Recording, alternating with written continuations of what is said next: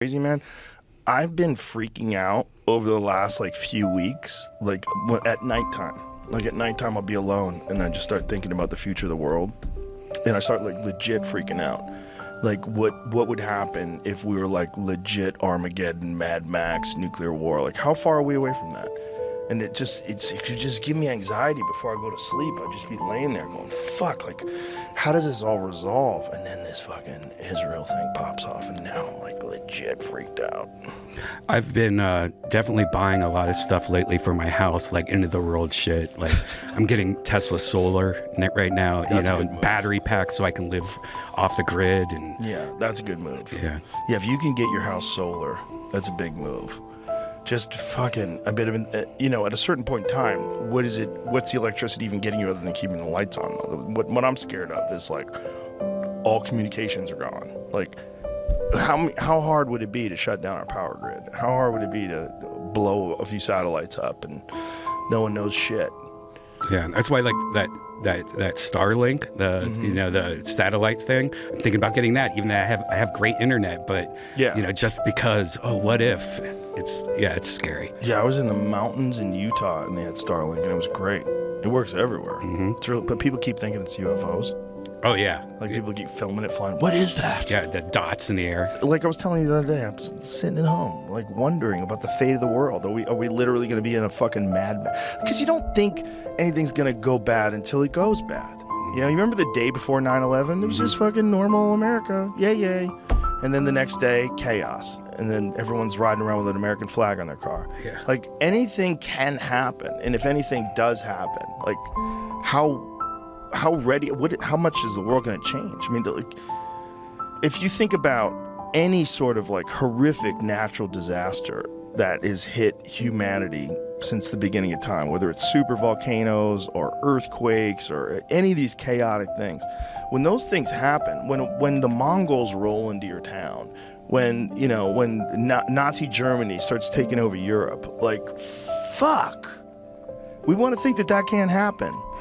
But 100% that can happen. And when I'm alone at night and I'm a little high, that's the thing that freaks me out the most. The things that freaks me out the most is international conflicts between superpowers and how they're willing to kill a certain amount of people, right? So like what's the number where they won't cross that line? Because if you've got groups of people that are willing to shoot missiles into apartment buildings and fly jets down and gun people down, and you've seen all those crazy drones, if we're willing to kill a certain amount of people, like what's the line where they won't cross? What's the line? Is it 1 million people? Is it a nuclear bomb? What is the line? There's probably no line. And when you think about how much people loved America after 9/11, the whole world was like on America's side. And how much we fucked that up in 23 years or 22 years. Yeah. Fuck that up. A million innocent people die because of the Iraq War. Yeah, that everybody knows that. We need a 9/12 immediately. We probably are due for one. That's right. What's scary when you see this Israel thing. Like it scares the shit out of me. Yeah, it scares the shit out of me because when I see something like that happen, there's no clear way this resolves peacefully. Like this is bad. This is real bad. And Israel's going to go into Palestine. They're already bombing, and there's all.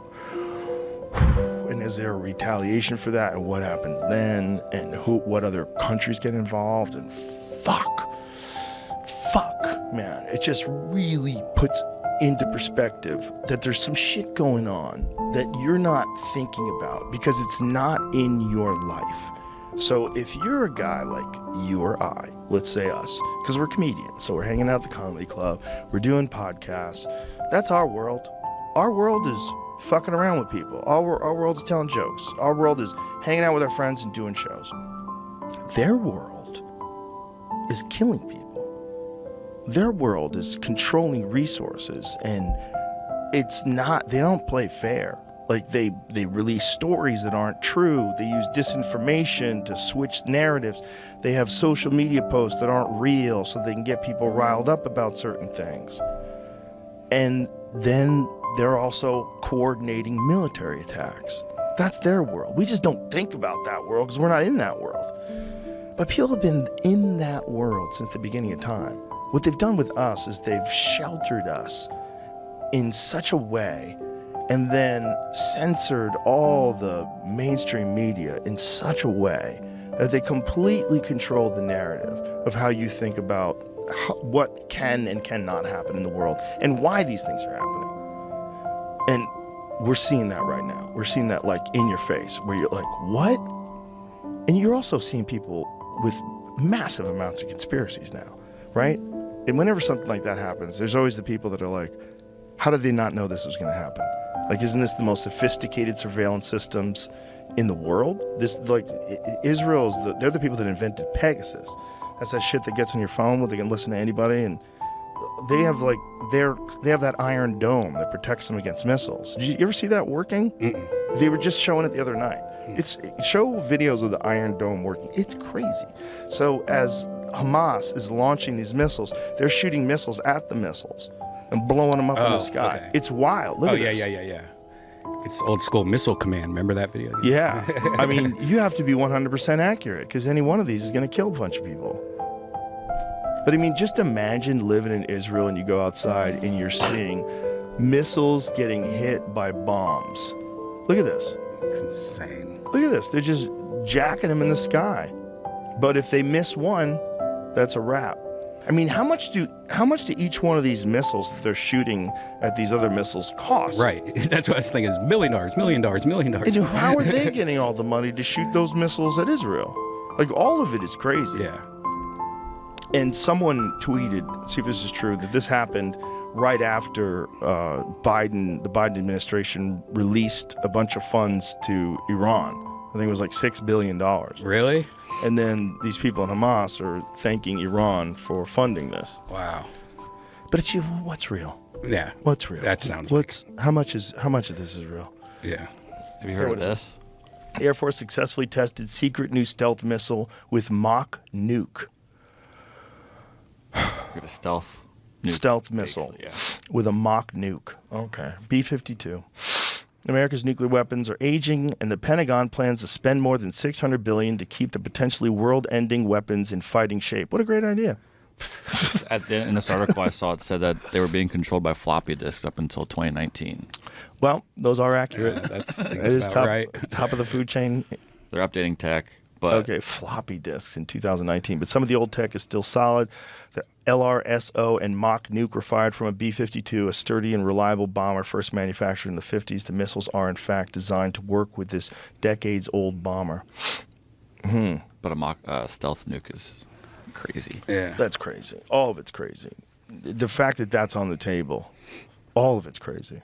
And also the fact that we haven't nuked anybody since 1945. Nobody's nuked anybody. That's good. It's promising. Right? It's promising. We got to celebrate 100 years. But it's hard to imagine that it's going to last like that forever. It seems like someone's going to get crazy. Yeah, and that's the question. It's like if you're willing to kill, answer to your question. Each missile is $40,000 to $50,000, according to a researcher at Israel's Institute for National Security Studies. Wow. Wow. 20 of them is $1 million. So, yeah. So the question is, where are these weapons coming from? And then there was also questions of whether or not weapons that we left in Afghanistan were being used. Which is that is crazy. Trump was hilarious doing this conversation about that, where he was telling them, like, why don't we get the weapons out of there? Why don't we fill them up with gas and drive them over to Pakistan? And there's like, he said that, find the video. This is Millie, because he's hilarious. Trump literally acts like a comedian. He is. The first he always kind of has been, the right? first thing you asked. Oh, okay. The Biden administration informed Congress on Monday that it has taken concrete steps to carry out a prisoner exchange with Iran, issuing a waiver that will give Tehran access to $6 billion in Iranian oil revenue that had been blocked by U.S. sanctions, according to a State Department document sent to Congress. And that was a month ago. That was a month ago. Yeah. On September 11th. And then, all these stories the last day say. Yeah. So they gave him a lot of funds. Yeah, and then this happens. He needs to do a chargeback. It's just call PayPal. Tell me you got defrauded. We're in the middle of a game that we're not aware of, just like we were talking about before. Like, that's the game they play. The game they're playing is war and money. I mean, just the amount of money that's been spent in Ukraine, and like, what kind of accounting are you guys doing? Are you guys doing good accounting over there? Like, does everybody know where every fucking dollar went, or is it just like, let's go crazy? Yeah. Yeah. Exactly. Yeah. Were you talking about so much money? Like, you could shuffle it over here, put it over there. Why don't you look at it, Jesus? And how do you just leave weapons too? I mean, don't we know where all the? I mean, if we have air tags on our book bag, shouldn't they have like little air tags on them? Dude, that whole pullout was an unmitigated disaster. Yeah. Nobody thinks it was good. Nobody thinks it was good. Nobody thinks it should have been done that way. I mean, Trump was trying to pull out a long time ago. And they were trying to figure out, like, how many troops you have to leave in order to maintain the base and get everybody out safe. It's tricky because when they know you're pulling out. But the fact they left tanks and helicopters and shit, like, shut the fuck up. Yeah, that's ridiculous. It's almost like if you wanted to go full tinfoil hat, if you want to ensure there's going to be more conflict, you leave weapons with the enemy. Awesome weapons.